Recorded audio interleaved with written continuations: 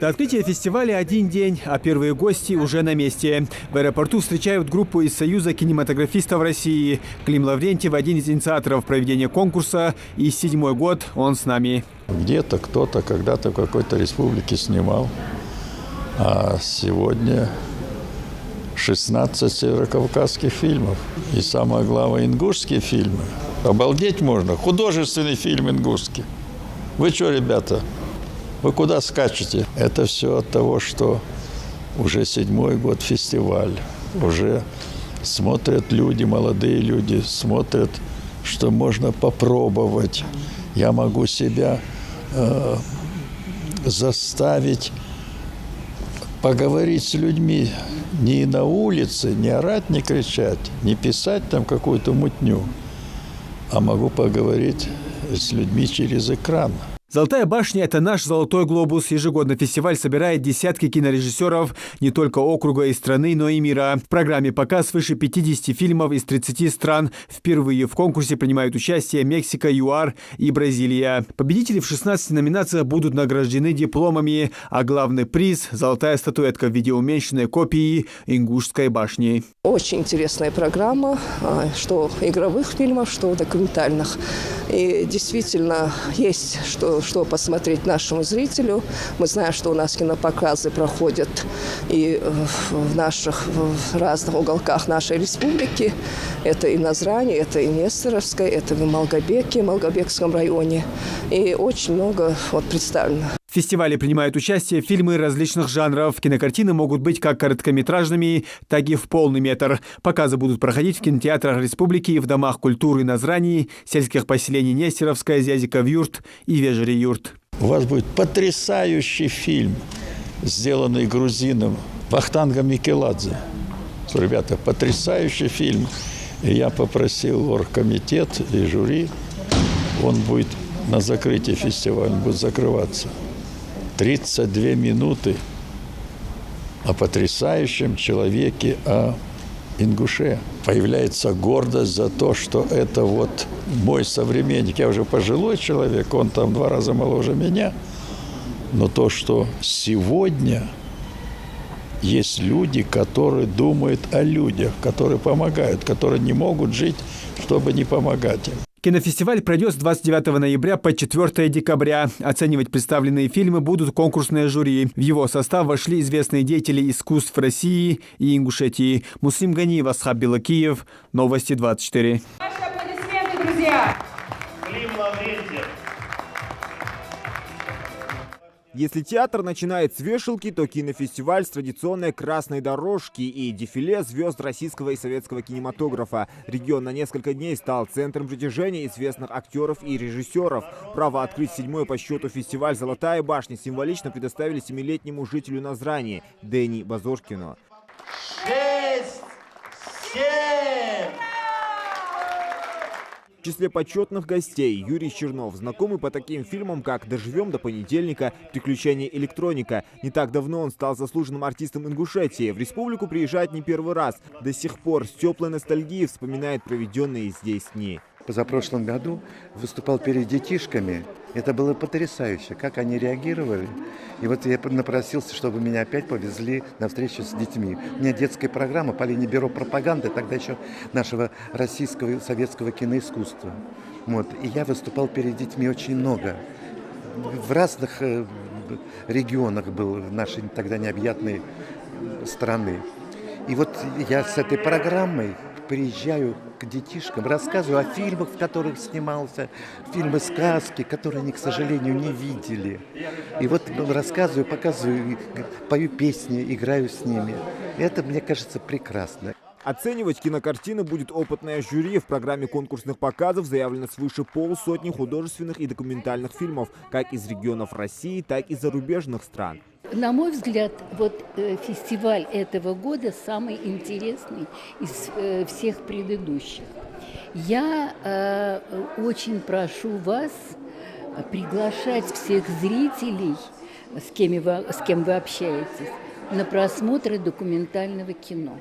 Это кино действительно необычное. Почему необычное? Ну, во-первых, оно представлено очень многими странами, очень многими диаспорами. Ну, вот скажу вам, что в этом году из 30 документальных фильмов, из 30 фильмов 9 иностранных.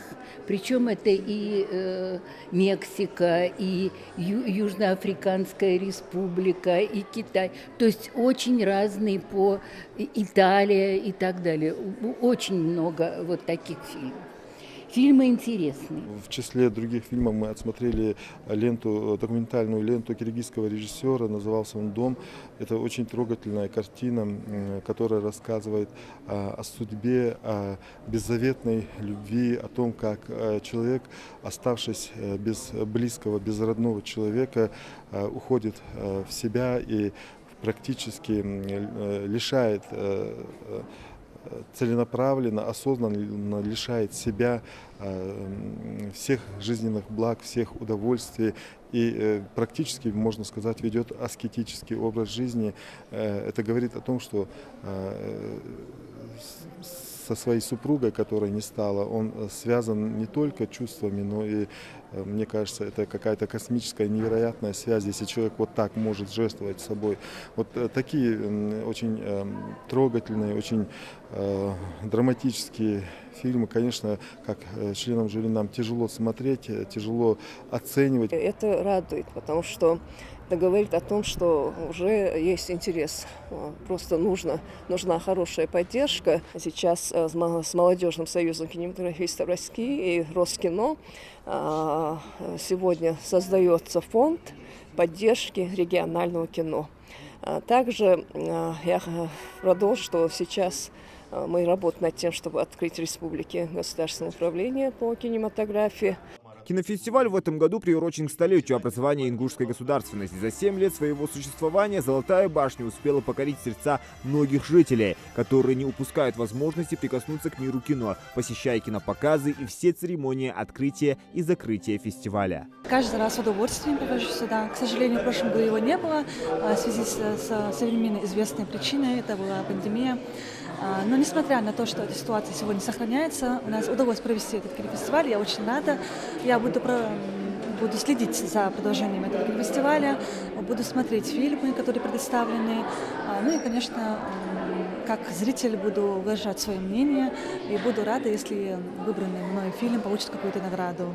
Тем временем в концертном зале настоящий аншлаг. Бессменным ведущим фестиваля можно назвать Тимофея Федорова. Актер, режиссер, заслуженный артист России зажег зал своим исполнением.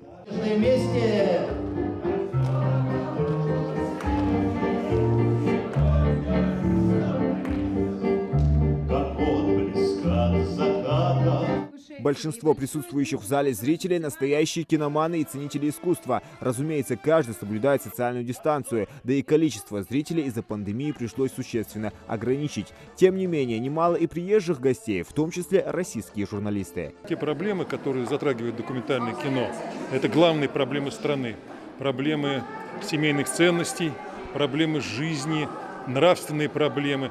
Очень много к нам идет со стороны, так сказать, Запада такого, чему нужно что-то противопоставить. Нормальное, естественное, то, что есть в Ингушетии, вот эти семейные ценности, здесь к ним относятся святые, насколько я знаю, и это мне очень близко. И фестиваль, мне кажется, должен быть вот той башней, с которой вот будет раздаваться свет истины, понимаете, истинных ценностей. И, конечно, я поддерживаю этот фестиваль и участвую в его работе с удовольствием.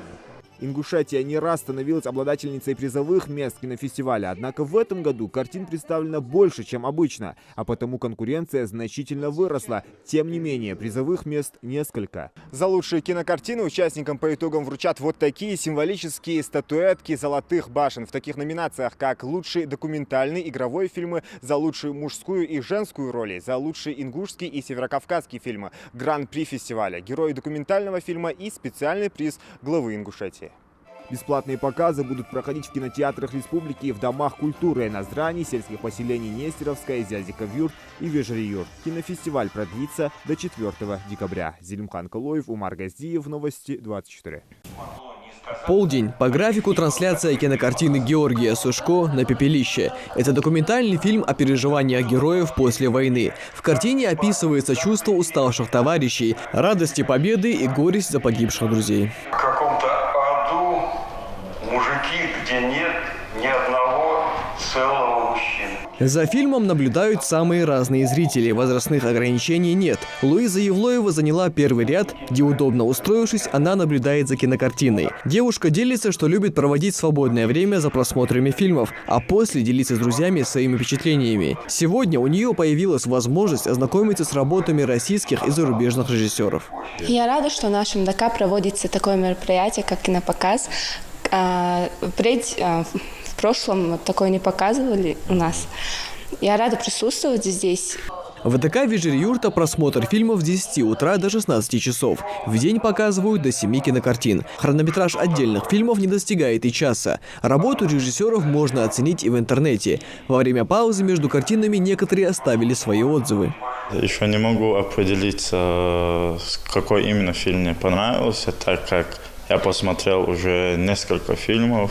В каждом фильме по-своему раскрывалась тема, и в каждом фильме понемногу ты узнаешь что-то новое, что-то для себя полезное о том, что было, о нашей истории. Меня сюда пригласили только сегодня, я узнал об этом недавно, первый раз пришел. Ну так, я посмотрел фильм «Пепелище», я много чего узнал об этом.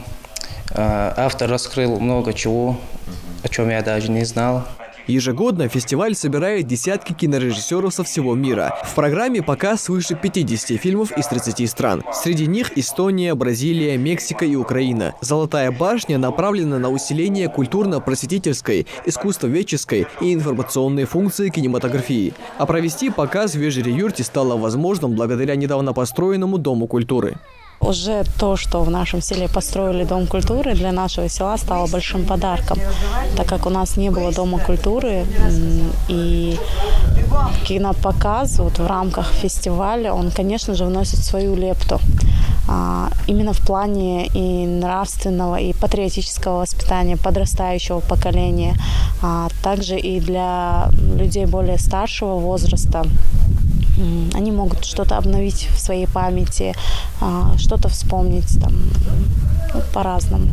4 декабря жюри определит победителей в 16 номинациях. Лауреаты получат специальные дипломы, золотые статуэтки в виде уменьшенной копии средневековой башни и подарки. В фестивале также приняли участие работы ингушских режиссеров кинокартины Мадины Дзортовой и Любови Газиковой. Михаил Тангиев, Адам Гулоев, Магомед Даскиев. Новости 24.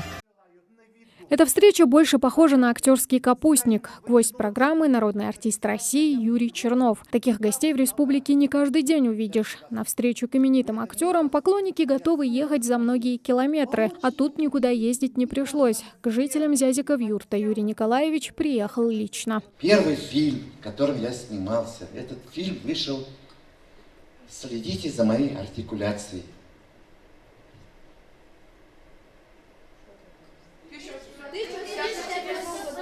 В 1968 году, в 1968 году. Встречу со школьниками Юрий Николаевич начинает с небольшого рассказа о себе, где родился, учился и как появилась мечта стать актером. Ну и куда же без актерских баек и песен. Будешь ты веселым, как Буратино, и очень умным, как Иван Дурак. Доживем до понедельника. Иван Васильевич меняет профессию, приключения, электроника. У артиста нет главных ролей. Но зато он снялся в более чем 100 картинах. Эпизоды и роли второго плана принесли Чернову известность, звание народного артиста страны и неофициальный титул «Мастер эпизода». Известность ему принесла роль двоечника Сыромятникова в фильме Станислава Ростоцкого. Значит так, политика царя была трусливая и велоронная. Но помимо театрального, Юрий Николаевич получил еще и цирковое образование.